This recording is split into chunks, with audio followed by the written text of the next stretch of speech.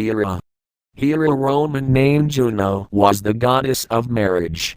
Hera was the wife of Zeus and queen of the Olympians. Hera hated the great hero Heracles, since he was the son of her husband Zeus and a mortal woman. When he was still an infant, she sent snakes to attack him in his crib. Later she stirred up the Amazons against him, when he was on one of his quests. On the other hand, Hera aided the hero Jason, who would never have retrieved the golden fleece without her sponsorship. In Greek mythology, Hera was the reigning female goddess of Olympus, because she was Zeus's wife. But her worship is actually far older than that of her husband. It goes back to a time when the creative force we call God was conceived of as a woman. The goddess took many forms, among them that of a bird.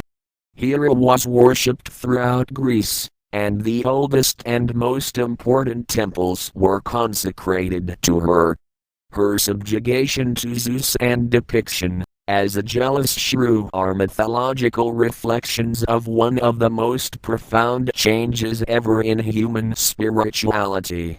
Tens of thousands of years ago, as the evidence of cave art and artifacts makes clear, humanity was focused on the female body, either pregnant or fit to bear children. Childbirth was the closest humans came to the great power that caused the earth to bring forth new life in the spring. To the extent that these distant ancestors of ours were evolved enough to think of worshipping this power, we may safely conclude that they thought of it as female. Thousands of years later, and some 5,000 to 9,000 years before our own time, the European descendants of these people lived in large villages, with specialized crafts and religious institutions. It is clear from the artifacts they left behind that they worshipped a power or a group of powers that came in many forms: a bird, a snake, perhaps the earth itself. And this great power was female. For the human female has the ability to procreate, to bring forth new life. It is said that it was only when humanity discovered man's role in procreation that male gods began to be worshipped. There is no reason to doubt, though, that male gods were worshipped before the mystery of birth was fully known. In all probability, the greatest powers were thought of as female, but there were male deities as well.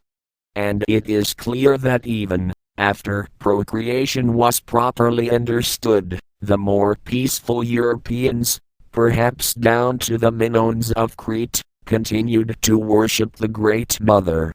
And there were many peaceful Europeans. Many of the largest villages of that distant era were unfortified. The culture known as Old European did not fear aggression from its neighbors. But then things changed and a great period of violence began. Invaders swept into Europe from the vast central plains of Asia. They brought the Indo-European language family that today includes French, Italian, Spanish and English. They also brought a sky god, the supreme male deity that in Greek mythology became known as Zeus. Little is known of these early Indo-Europeans, but the peaceful settlements of Old Europe were no match for them. In some places their new culture became supreme, in others there was merger. Hardier mountain folk resisted, though many were displaced from their strongholds, moved on and displaced others in a domino effect. The Dorian invasion of Mycenaean Greece can be seen as a result of this chain reaction. The old order seems to have held out longest on Crete, where, protected by the Aegean Sea from invasion by land, the high Minoan civilization survived until almost 3,000 years ago. Abruptly, then, from the perspective of human existence, the gender of the greatest power changed from female to male. And many of the stories that form the basis of Greek mythology were first told in their present form not long after the shift. Zeus's many adulterous affairs may derive from ceremonies in which the new sky god married various local embodiments of the great goddess. That there was some insecurity on the part of the supplanter god and his worshippers is seen in the mythological birth of Athena from Zeus's head, as if to say that the sky god could do anything any great goddess could do. This goddess continued to be worshipped in some form down into historical times. Her worship is sometimes dismissed as a fertility cult, largely because religious practices degenerated under new influences. But we may look for traces in the myths of the Old Order, in which Athena, whose name is pre-Greek, was the goddess herself. Under the influence of the Indo-Europeans, this bird goddess became the chief deity of war. Her earlier guise may be glimpsed in Athena's symbol, the owl, which derives from the preceding thousands of years of sacred bird imagery. Hera's symbols scepter, diadem, peacock,